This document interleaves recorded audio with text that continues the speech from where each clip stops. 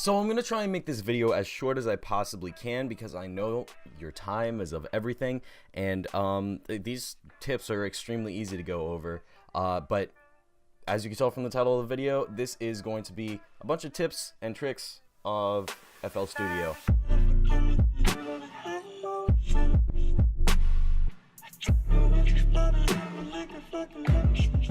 So that's what we're going to be working off of today, and I hope you guys learn from this video. If you're planning on making music, I definitely say start off with FL Studio because it is extremely powerful, and you could always start off with the free version and then upgrade as you go, which is kind of what I did. So let's go ahead and get into this.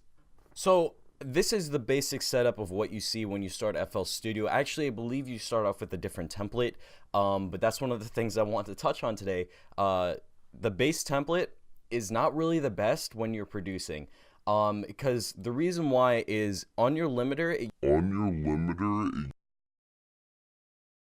usually comes with a, if I go over here to dynamics and I go over here to limiter, or if I go over here to fruity limiter, it usually starts you off with a fruity limiter. And of course, the fruity limiter plugin is great. It works very well, and they did a great job in FL12, but you don't want that while you're mixing your track. That's just gonna flatten out all of the tops, and it's gonna make it sound different than it actually does. So when you actually export it and try and play it on different sound systems, it's not really gonna sound right. It's gonna sound off. It's gonna sound weird. So I don't recommend putting a limiter on your master track, and that's kind of what's on the default template. In order to change that, all you have to do is go over here and new from template, and I would recommend doing minimal and doing empty. That's usually what I start off with, and that works very well for me. It doesn't start off with a limiter. It's literally the startup that you see right here. It just comes with a sampler and nothing in your mixer, and that's the best way to start out. Another thing that I didn't really know how to do at first, which I mean it's pretty intuitive now, but I started with FL9, I believe, which was a while ago, or FL10. I believe I started with FL10, which was a while ago. So if we go over here to this section right here, you could see a bunch of files here. You could see down here that there's a samples folder, and this is actually my own samples folder. This is where I keep every single one of my samples for any track that I make. It's all fairly organized. I actually need to do a better job at organizing it, but this is all fairly organized, and you could tell I have a lot of samples because I've been collecting them over the years. But in order to actually get this in here, it's really simple. All you have to do is go over here, go to any file anywhere. Let's say I want to go here. This is my sample pack, so I go to image line right here. All you want to do, click and drag into here, and it will automatically put the new directory into this panel right here.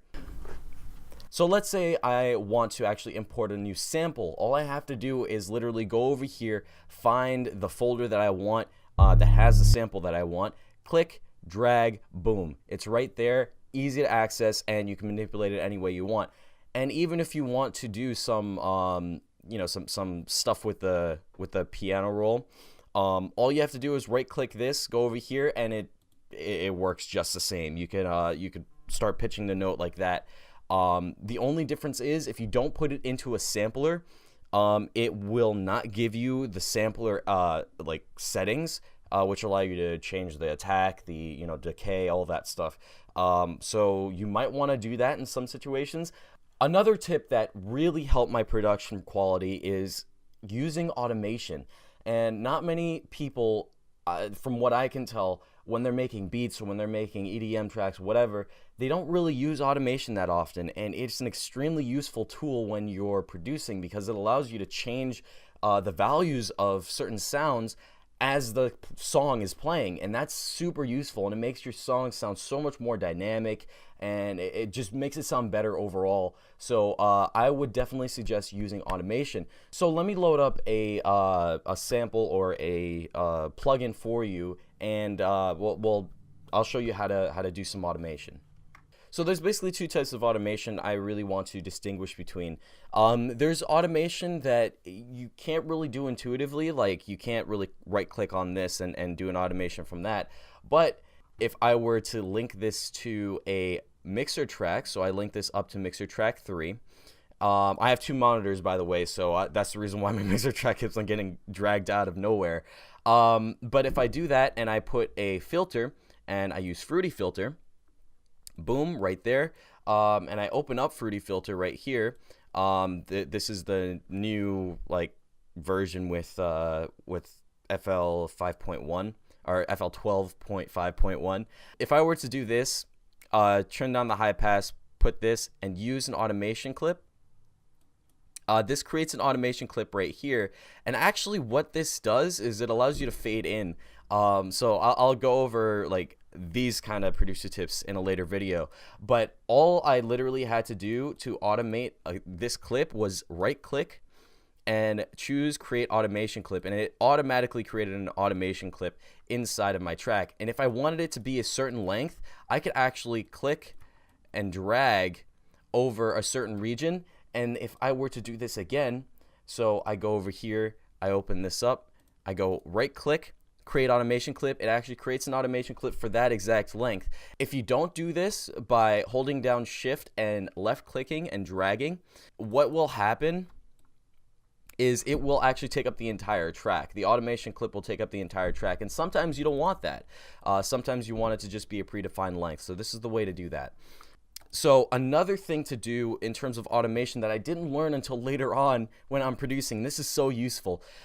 If you actually want to edit a setting inside of a VST plugin that you can't do anywhere else, like that you can't right click or whatever to access the FL settings to do it, all you have to do is go over here, move the knob a little bit, and I'll reset that, go to add, and then go down here to automation for last tweaked parameter, and it creates an automation clip for whatever you last tweaked, whatever knob, whatever slider you last tweaked, it will create an automation clip. And that is super, super helpful for these complex plugins like Serum, like Silent, any of these other plugins that are not native to FL. And that is extremely useful. I recommend you guys doing that because, like I said, that adds a really dynamic feel to your track. And you could do this with any part of your VST. You can do it with the sustain. You can do it with the level. Any of these knobs you can actually automate, and that is insanely useful. The next tip I have is actually for playing MIDI keys. So if I open up a, I'm gonna open up a Nexus. Let's open up Nexus.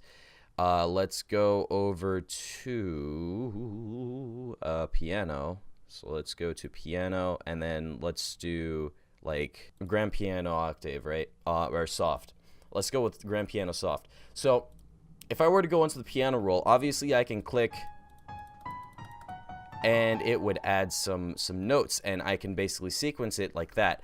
But you can also play it with MIDI. There's some problems with MIDI that you might come across that I didn't, like, it took me some time to figure out. But here, let me show it to you. So if I were to keep this online, if I were to turn this, I'll keep that at 140. And then if I were to press record, because this is how you record MIDI, you press on record, you press on notes and automation, and then you're ready to record. All you have to do is click on the play button and then start playing. And it'll give you a nice little countdown like this. And that's basically when you start.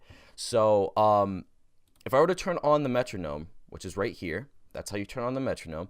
If I were to turn on the metronome and start playing, let's figure out a chord progression.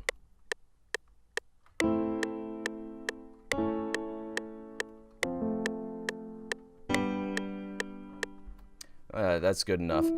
If I were to look at this right here, look at what's happening. It is so off. It's so off that it's like, why did I even play this? Because now I'm gonna have to fix all these notes, right? Okay, yes and no. There's an easy way to fix this when you're playing. All you have to do is come up to the master And you can't have it on line or cell. If you do that, it is actually going to do exactly what that is. It's going to be inaccurate. It's going to play exactly what you play. It's going to place the notes exactly how you played it. What you want to do is actually change that to either beat, bar, step, or whatever you want, depending on how long you want the thing to be. So what I'm going to do is I'm going to place it on step, and I'm going to play it again and watch what happens. Also, double check, if you right click this, double check and make sure that the note start time and the note end time are checked. You don't need to, don't put on leave note duration, because usually you don't need that. But basically what note start time does is whenever you play, it places the note at the line of the block you're playing on. So if I were to actually play the note on here, right? What note start time would do is it would move it all the way to the beginning of that bar. So that's something. But if I were to play this again,